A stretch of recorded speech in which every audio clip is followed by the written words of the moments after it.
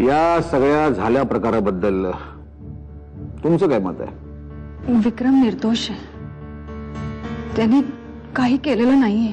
मला माहित होतं तुम्ही असंच काहीच म्हणणार. काय ना, एक हिंदुस्थानी पतिव्रता स्त्री आपल्या नवऱ्याला चूक कशी ठरवेल हो? काय बोलताय तुम्ही? नाही हो, विक्रम खरंच निर्दोष आहे. पण कायद्याच्या दृष्टीने तो गुन्हेगार आहे आणि मला विचारेल तर मलाही तसंच वाटतंय. चौकशी चालू आहे आणि लवकरच ते सिद्धही होईल.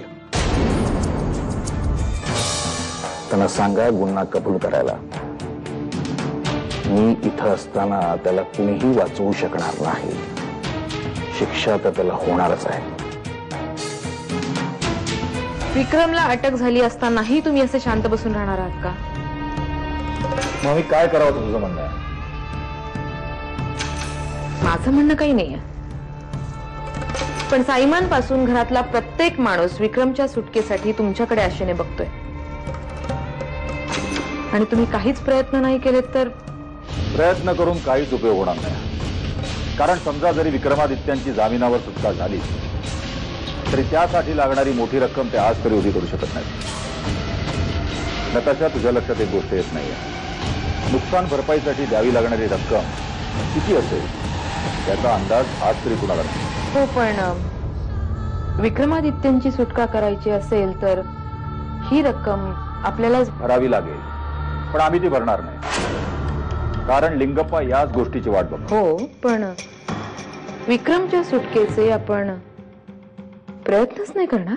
समोरची व्यक्ती कुणी असली तरी तिने जर आमचा किंवा राजे शिर्केंचा अपमान किंवा बदनामी करण्याचा प्रयत्न केला तर त्या व्यक्तीला अद्दल कशी घडवायची त्याचीच आम्ही वाट बघत असतो. मग ती व्यक्ती आमचा सख्खा भाऊ का असेना. अशा ते सिच्युएशन मध्ये तुला बघू शकत नाही.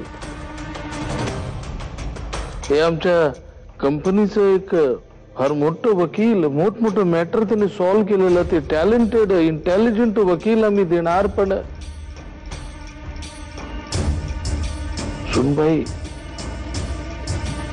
सुनबाईने आमच्यावर अविश्वास दाखवला. नाही म्हणलं ते. लिंगप्पासाहेब,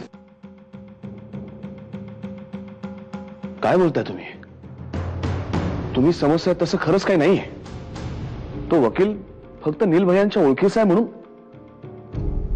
आणि हे बघा, इतर कोणाचा तुमच्यावर असो नसो, पण आमचा मात्र तुमच्यावर पूर्ण विश्वास आहे. तुमच्याकडून आम्हाला हेच एक्सपेक्ट होतं. बघा, तुम्ही आता काही बी काळजी करू नका, मी सोडवणार तुम्हाला. बघत राहा, जस्ट रिलॅक्स. देऊ, पण तू इथेच राहण्याचा हट्ट का करतेस? तिकडे घरी आम्हाला सगळ्यांना तुझी काळजी लागून राहते ग. काका, तू खरंच माझी काळजी करू नकोस. मी एकटी नाहीये. नीलभाई आणि रागिणी बहिणी आहेत ना माझ्या बरोबर. देऊ, पण तू आत्ताच म्हणालीस ना की रागिणी बहिणीची तब्येत तशी बरी नसते. मग तू. काका, तुम्ही नका काळजी करू. आमच्या सगळ्यांची एवढीच इच्छा आहे की विक्रमची यातून लवकरात लवकर सुटका होईल. आम्ही आजच वकिलाला भेटलोय. त्यांनी आश्वासन दिलंय की लवकरच विक्रमची जामिनावर सुटका होईल. निराजे, विक्रमला सोडवण्यासाठी आमची कधी काही मदत लागली तर नक्की सांगा. नक्की.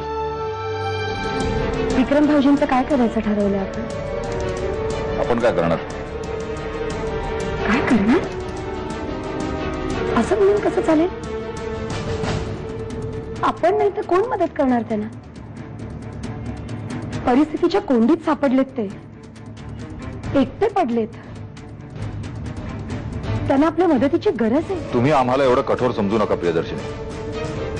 आमचे धाकटे भाऊच आहेत ते. आमचे काही मतभेद आहेत, पण त्या घरापुरते. या घराच्या उंबरट्याच्या आत. बाहेरच्या जगात त्यांना जर काही त्रास होत असेल तर त्यांना मदत करणे आमचं कर्तव्यच आहे. आम्हाला हीच अपेक्षा होती आपल्याकडे. मग आपण सोडवणार ना विक्रम भाऊजींना?